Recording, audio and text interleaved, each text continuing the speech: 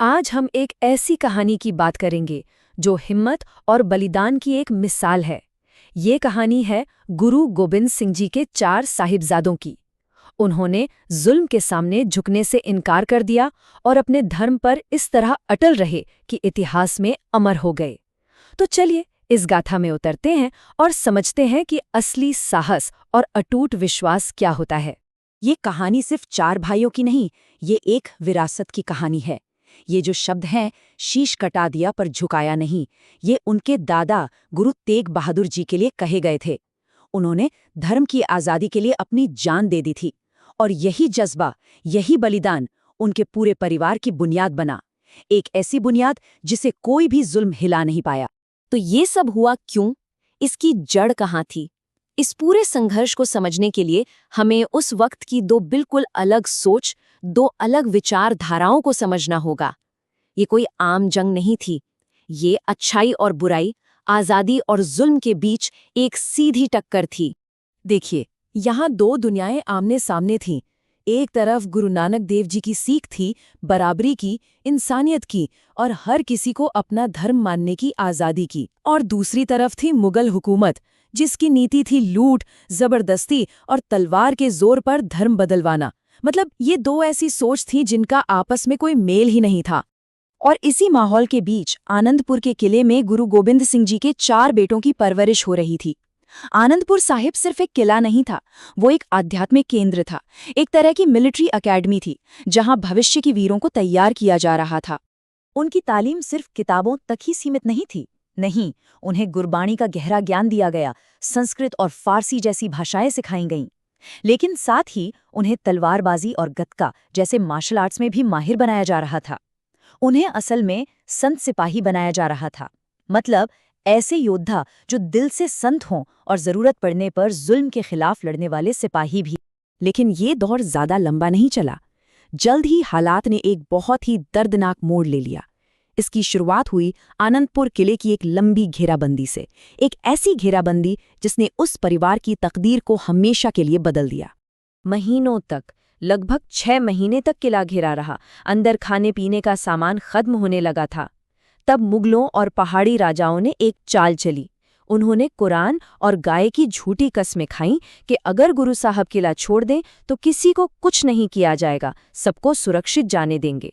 लेकिन ये एक धोखा था। जैसे ही गुरु साहब अपने परिवार और सिखों के साथ किले से बाहर निकले, दुश्मन अपनी कसम तोड़कर उन पर टूट पड़ा।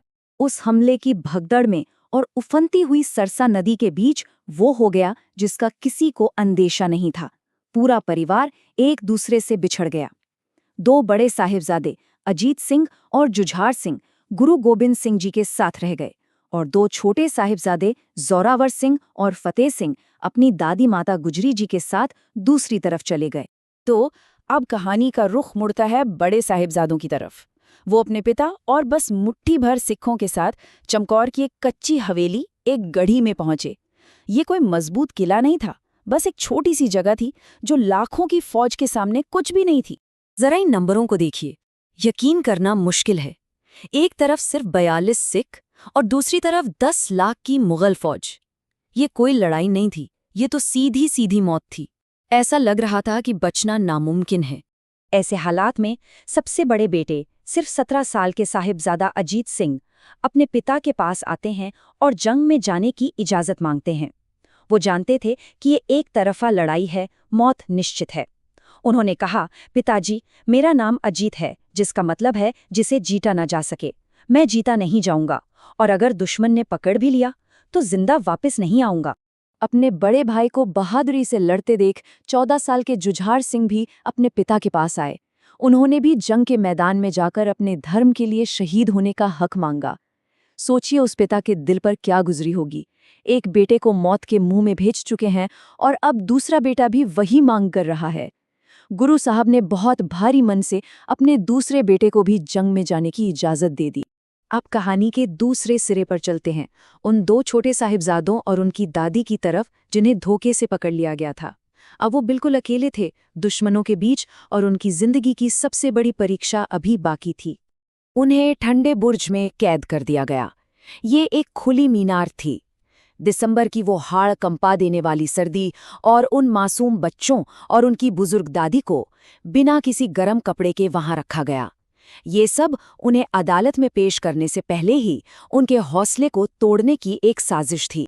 फिर उन्हें सूबेदार वजीर खान की भरी अदालत में पेश किया गया और उनके सामने एक सीधी सी शर्त रखी गई, इस्लाम कबूल कर लो या मौत।